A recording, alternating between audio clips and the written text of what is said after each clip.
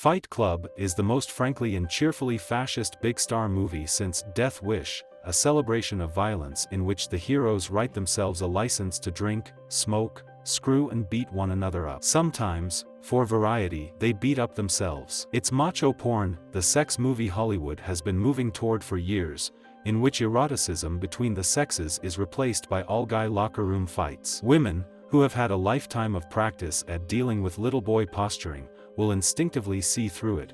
Men may get off on the testosterone rush. The fact that it is very well made and has a great first act certainly clouds the issue. Edward Norton stars as a depressed urban loner filled up to here with angst. He describes his world in dialogue of sardonic social satire. His life and job are driving him crazy. As a means of dealing with his pain, he seeks out 12-step meetings, where he can hug those less fortunate than himself and find catharsis in their suffering. It is not without irony that the first meeting he attends is for post-surgical victims of testicular cancer, since the whole movie is about guys afraid of losing their cojones. These early scenes have a nice sly tone. They're narrated by the Norton character in the kind of voice Nathaniel West used in Miss Lonely Hearts. He's known only as the narrator, for reasons later made clear. The meetings are working as a sedative, and his life is marginally manageable when tragedy strikes. He begins to notice Marla, Helena Bonham Carter, at meetings. She's a tourist like himself, someone not addicted to anything but meetings. She spoils it for him. He knows he's a faker,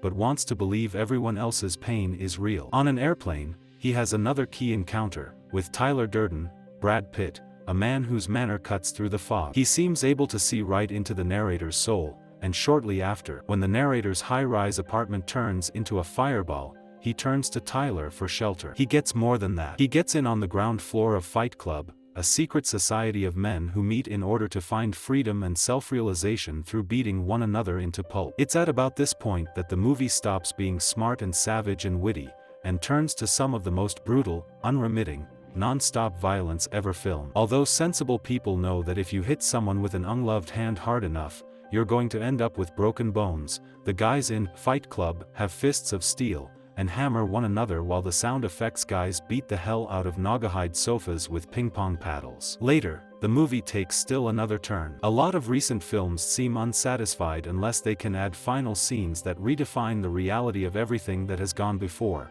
Call it the Kaiser Soze syndrome. What is all this about? According to Durden, it is about freeing yourself from the shackles of modern life, which imprisons and emasculates men. By being willing to give and receive pain and risk death, Fight Club members find freedom. Movies like Crash, 1997, must play like cartoons for Durden. He's a shadowy, charismatic figure, able to inspire a legion of men in big cities to descend into the secret cellars of a fight club and beat one another up. Only gradually are the final outlines of his master plan revealed. Is Tyler Durden in fact a leader of men with a useful philosophy? It's only after we've lost everything that we're free to do anything, he says, sounding like a man who tripped over the Nietzsche display on his way to the coffee bar in Borders. In my opinion, he has no useful truths. He's a bully Werner Erhardt plus S&M, a leather club operator without the decor. None of the Fight Club members grows stronger or freer because of their membership.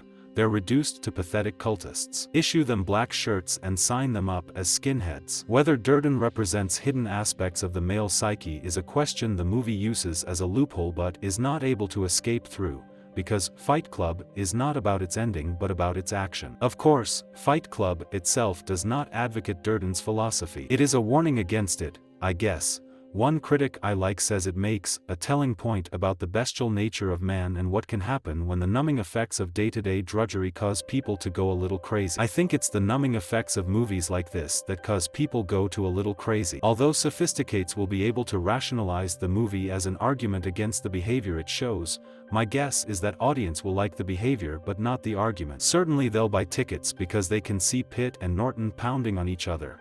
A lot more people will leave this movie and get in fights than will leave it discussing Tyler Durden's moral philosophy. The images in movies like this argue for themselves, and it takes a lot of narration, to argue against them. Lord knows the actors work hard enough. Norton and Pitt go through almost as much physical suffering in this movie as Demi Moore endured in G.I. Jane, and Helena Bonham Carter creates a feisty chain-smoking Hellcat who is probably so angry because none of the guys thinks having sex with her is as much fun as a broken nose. When you see good actors in a project like this, you wonder if they signed up as an alternative to canyoneering. The movie was directed by David Fincher and written by Jim Ewells, who adapted the novel by Chuck Palahniuk. In many ways, it's like Fincher's movie, The Game, 1997, with the violence cranked up for teenage boys of all ages. That film was also about a testing process in which a man drowning in capitalism, Michael Douglas, has the rug of his life pulled out from under him and has to learn to fight for survival. I admired The Game much more than Fight Club because it was really about its theme,